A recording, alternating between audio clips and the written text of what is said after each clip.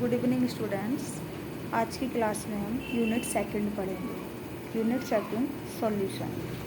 सबसे पहले हम देखते हैं इसमें टॉपिक कौन कौन से हैं। इंडेक्स देखिए।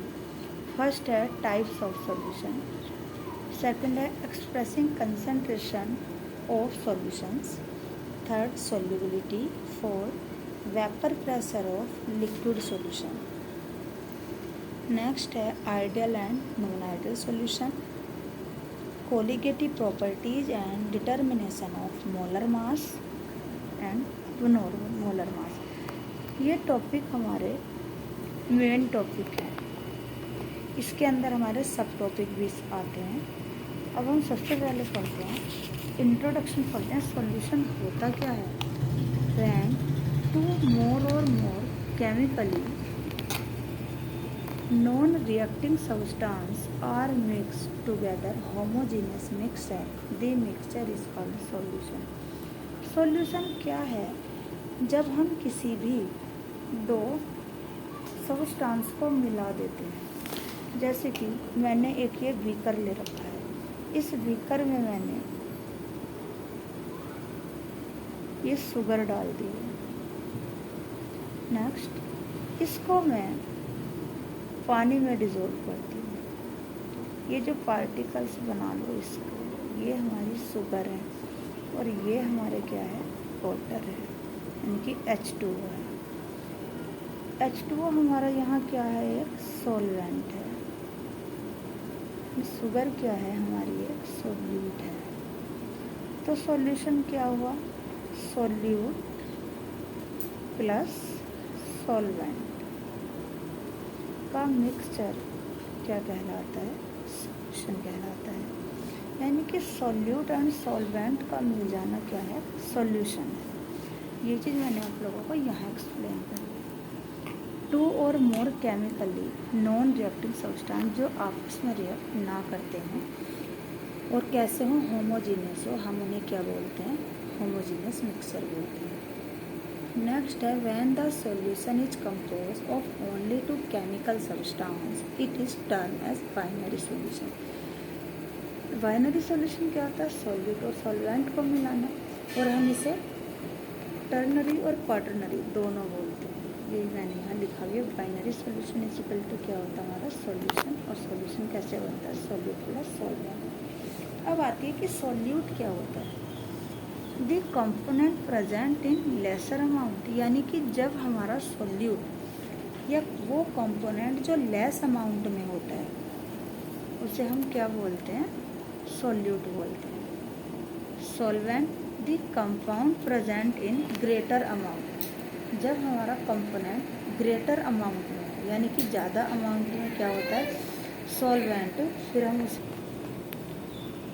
Solvent the component present in greater amount, यानी कि जो अमाउंट ग्रेटर होता है, यानी कि ज़्यादा क्वांटिटी में होता है, उसे क्या कहते हैं? हम सॉल्वेंट कहते हैं। इसके बाद physical state of solvent and solution, जो हमारी फिजिकल स्टेट होती है सॉल्वेंट और सॉल्यूशन की। मोल्स, क्योंकि कोई भी चीज़ यानी कि कोई सा भी सॉल्यूशन हो सॉल्यूट और सॉल्वेंट से ही मिलकर के बनता है।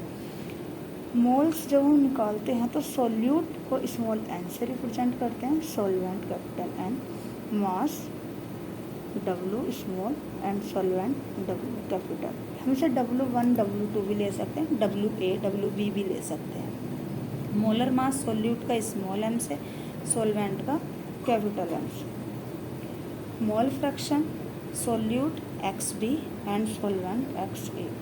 नेक्स्ट आता है डाइल्यूट सॉल्यूशन क्या होता है? ए solution in which relatively A small amount of solute is dissolve in large amount of solvent is called a dilute solution.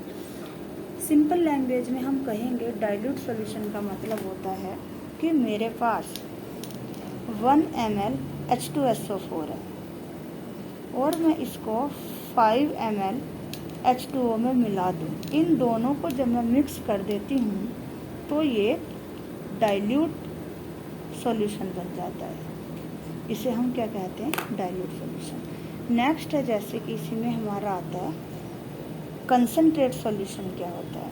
Concentrate में हम क्या करते हैं? 2 ml H2O ले लो,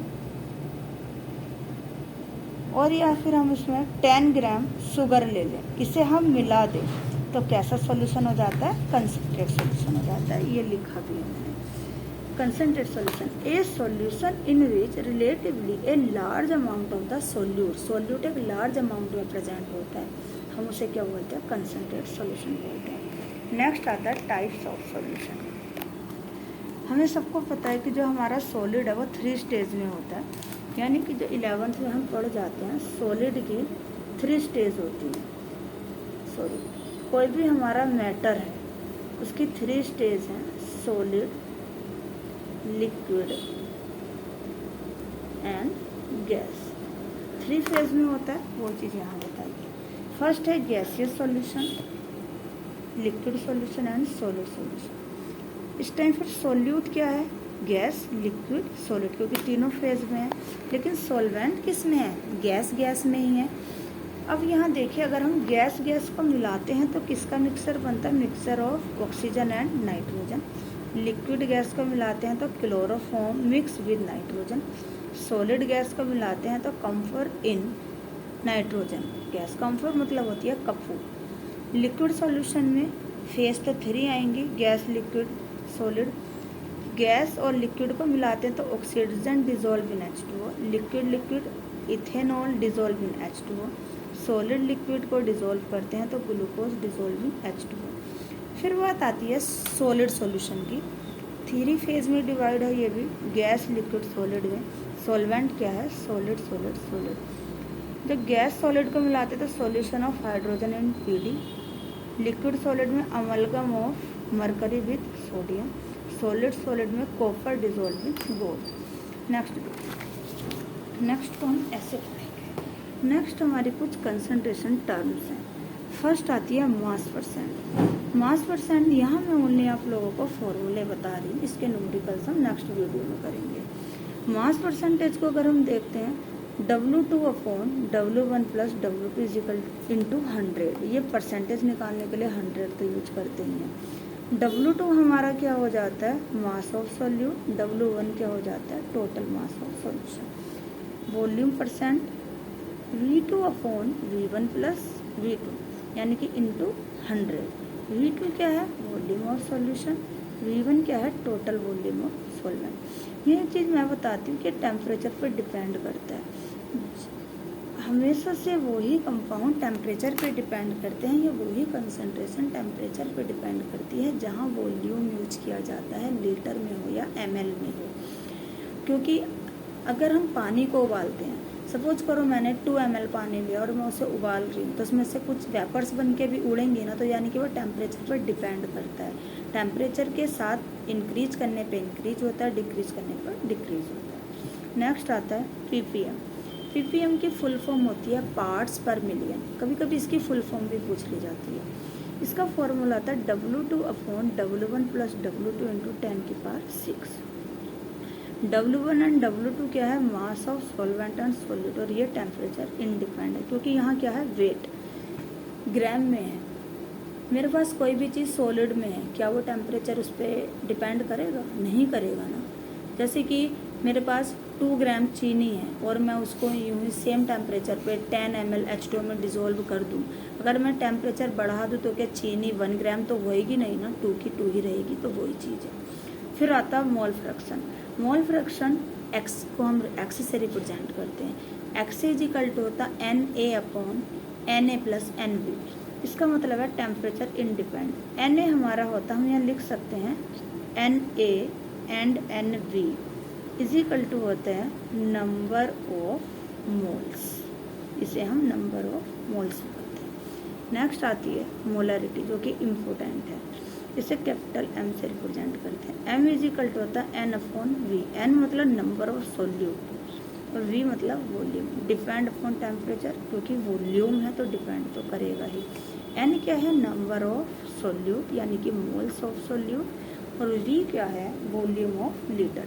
इसकी यूनिट होती है मोल पर लीटर। अगर हमें लीटर को चेंज कर ले हम डेसीमीटर क्यूब में, तो यूनिट हो जाती है मोल पर डेसीमीटर की। नेक्स्ट आ जाता है मोलैलिटी। इसे हम स्मॉल m से रिप्रेजेंट करते हैं। m इज इक्वल टू होता है n अपॉन w, ये होता है kg में, independent upon temperature. w is equal to क्या है, वेट ऑफ सोलवेंट, और यूनिट होती है मोल पर kg। आप लोगों को अगर मेरी वीडियो पसंद आई हो तो मेरे चैनल को सब्सक्राइब और लाइक करना ना भूलें, जिससे कि मैं आप लोगों को एक और अच्छे से नेक्स्ट वीडियो बना सकूं। इसके न्यूमेरिकल्स देखने के लिए आप मेरी नेक्स्ट वीडियो देखना।